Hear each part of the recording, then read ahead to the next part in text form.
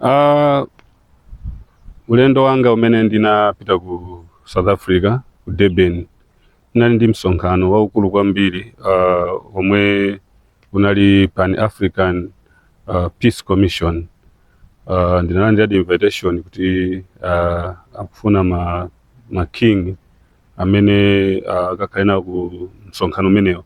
Unali msonkhano wapamwamba kwambiri chifukwa tinakumana mafumu kukambirana zinthu ziwiri zitatu, mtendere wa m'mayiko komanso mmene tikukhalira ngati mitundu m'mayiko athu. So unali mwambo wabwino kwambiri, mwambo wapamwamba, taphunzira zinthu zambiri ndi mmenenso tingamakhalire ndi boma, ndi mmene tingamalemekezere zinthu zofunikira kwambiri pokhala kuti boma limataliranso ife mafumu kuti tigwire ntchito bwino nawo pokhala kuti ife namene tikukhala ndi anthu m'midzi. So unali mwambo wabwino kwambiri.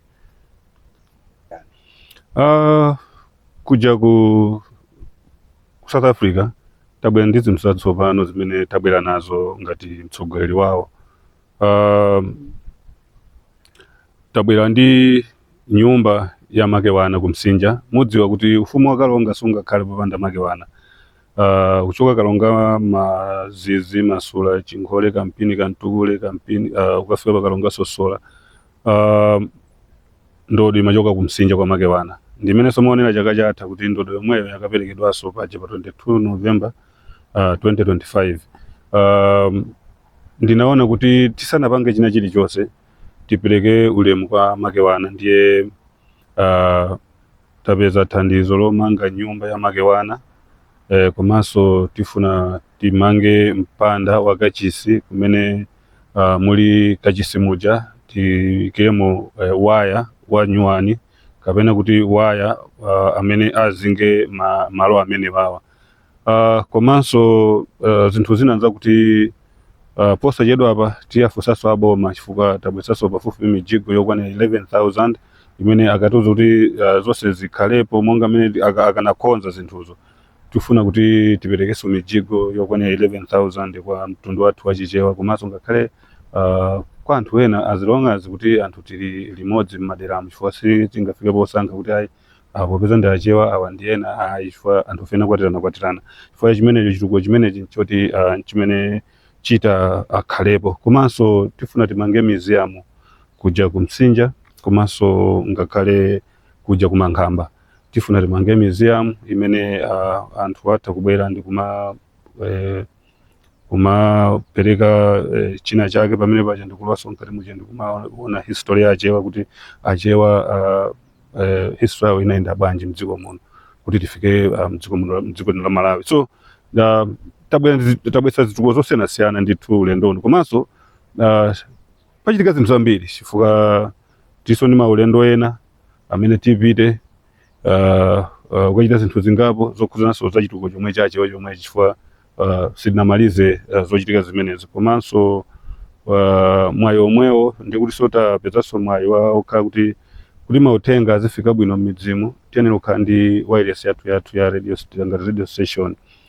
Imeneyi ndiyoti zipangizo zonsezo zagulidwa, ndiye kuti tiyembekezere kuti pakhala chewa radio station and television zimenezo tikamaliza zonse zimene tikupanga pakali pano. So uthenga wanga ku mtundu wa chewa wonse kuti nthawi yakwana tsopano yakuti tisadzionereso pansi koma tidzione kukhala mtundu wofunika kwambiri monganso mitundu ina imene ikukhalira mdziko muno kuti imakonda azitsogoleri awo, amakondananso pachibale monga mmene iwo konse kumene akuchokera. So tifunanso ife ngati achewa kuno ku Malawi tichitenso zomwezo chifukwa tiyenera kulemekeza malire athu amene azungu anatipatsa kuti uku ndi ku Malawi, uku ndi ku Mozambique, uku ndi ku Zambia.